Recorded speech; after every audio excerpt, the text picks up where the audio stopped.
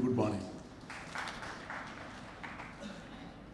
Honorable Justice Kalifullah, Chief Guest of this function,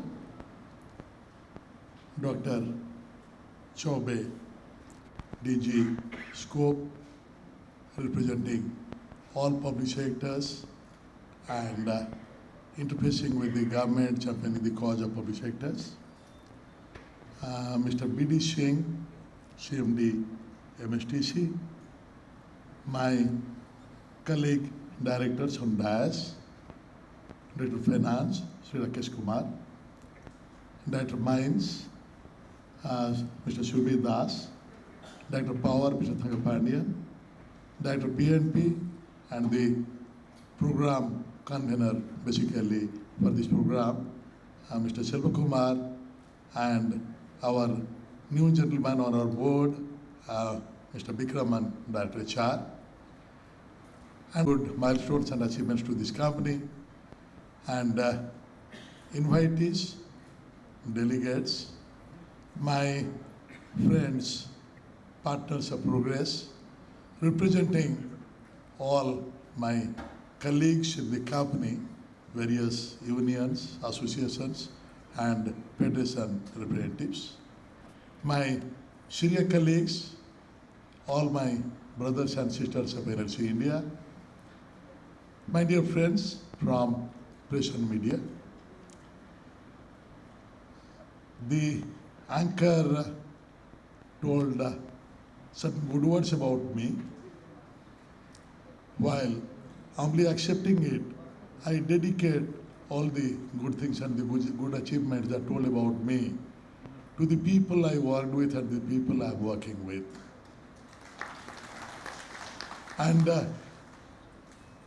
on behalf of my company, on behalf of all of my colleagues over here, around 30,000, 15,000 are direct roles and 15,000 indirectly engaged in our company activities in various parts of the country. I happen to be the first worker, and my greetings to you, sir, and welcome to you. And in fact, in this venture, jointly with SCOPE, we thought that the aim of the SCOPE is to promote excellence, and we are in the pursuit of excellence. We thought that we should be joining together to continue or strive for excellence, and that journey is never-ending. And for this 60-year young, vibrant company, we started this journey of excellence. Of course, over the years, we have been marching from strength to strength.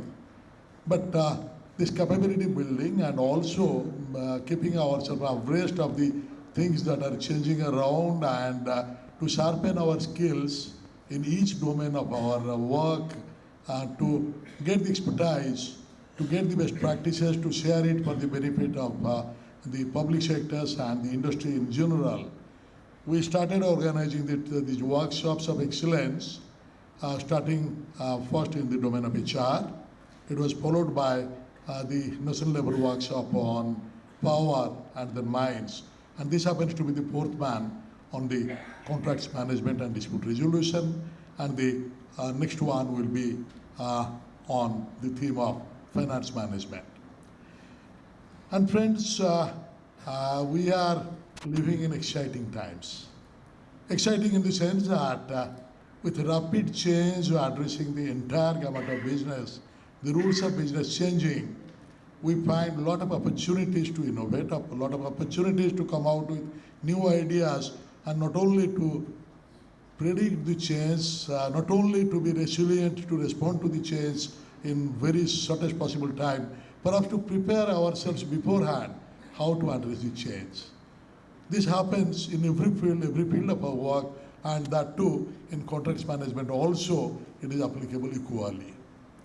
And at the same time, the times are very challenging. Challenging in the sense that when the things change and the speed of change is very rapid, then perhaps our response and resilience is going to, unless I run faster than what others are doing, others are running. Possibly I may be running, but I will not be finishing first. And for doing that, I will have to have that expertise in all fields. And here coming to the contracts management, where we used to think basically that contract management is something that we have to deal with the vendors and the associates. But beyond that, there are partners, and perhaps while drafting a contract, starting from the PQ and laying down the rules and regulations and terms and conditions, we have to address our business requirement. We have to address the requirement also of the other party who will be delivering the goods and services to us. And normally what I find, though we have contract manuals, though we have laid down defined rules, and as always I was told that the main 3 C's, of course two more C's are there, but main 3 C's are also to be addressed while drafting a contract and while awarding, the process of awarding, and then execution. And after the execution, when payment and other things are there, if there is any dispute, then the dispute resolution. So talking of the entire process, which starts with basically drafting the contract, the main thrust should be why the contract should be okay. We understand that perhaps the legal justice Kalipula is here. He will tell, and all the while, as a student, as now also, I wonder why the words of law cannot be very simple, so that people in general can understand. The same thing is applicable to our contracts also. While drafting the terms and conditions, let us not look into using the words which will not be understood by others, but rather to use the words very simple, very clear, and unambiguous. And our business requirements are to be spelled out very clearly. And sometimes we fall into the trap of laying down the PQ that is too restrictive. So the competition, once we encourage, it has to address my requirement as well as the environment also. So these basic things perhaps we will have to keep in mind so far as the contract drafting and formulation part is concerned. And also the too much legalistic, yes, contract is basically a sort of mutual this thing which is legally enforceable. And there, in fact, other than the format and the procedure, basically the entire process of execution and the resolution also and the settlement finally is basically managing the contract relationship. We manage the contractual relationship. I will not talk about the marital contracts, but yes, while we deal with our business and address the business requirements, there the partners are to be treated equally, and the wordings there should also require address to the requirements. And then coming to first part is the drafting, and then coming to the execution part.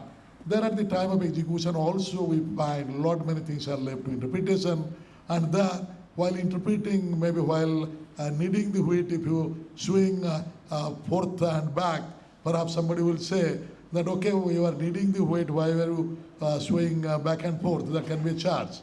So don't think that way. In fact, if the end is honest, and if the means also to achieve that is fair, and we are clear in our interpretation, we are clear that we are not doing anything unjust, let us not be afraid of anything. And that sort of empowerment should flow from the board to you, to all the people working. Don't be afraid of, yes, constraints are there. We are conditioned by the rules and guidelines. We are not supposed to break the rules and guidelines, but within the rules and guidelines, there are plenty of areas where we can deliver.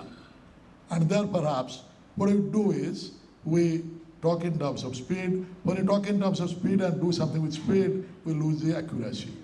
But in speed and accuracy both are required, and speed, accuracy, and accuracy with transparency and honesty. That should be the hallmark.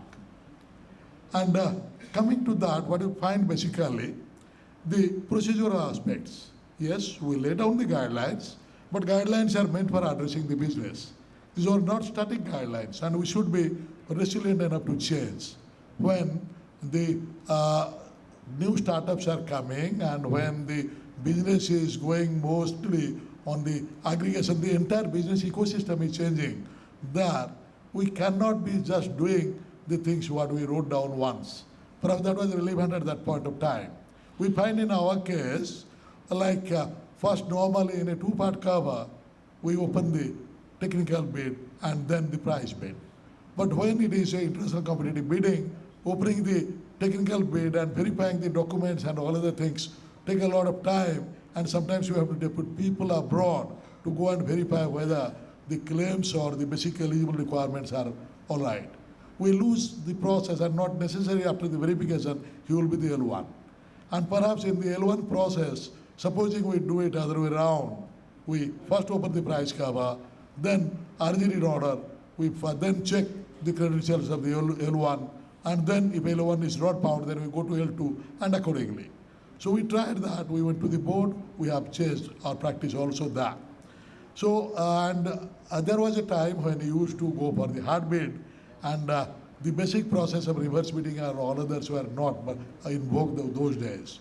But now things are changing, and when I talk of from the indent, I mean the contract till the contract finalization, the time frame that I have laid, depending on the type of this thing, if it is a STA or LT or the open tender, there the time, how quickly you can do it.